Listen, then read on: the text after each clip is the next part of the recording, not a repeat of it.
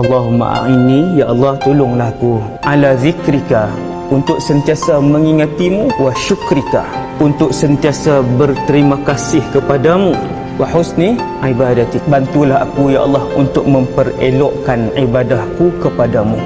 Doa ni Nabi ajar kepada Sayyidina Muaz.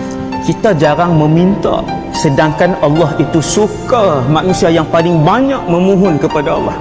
Lepas Nabi sebut tu, aku sayang kamu wahai Muaz, jangan tinggal tiap-tiap kali selepas kamu solat, selepas bagi salam, Allahumma a'inni ala zikrika wa syukrika wa husni ibadatik.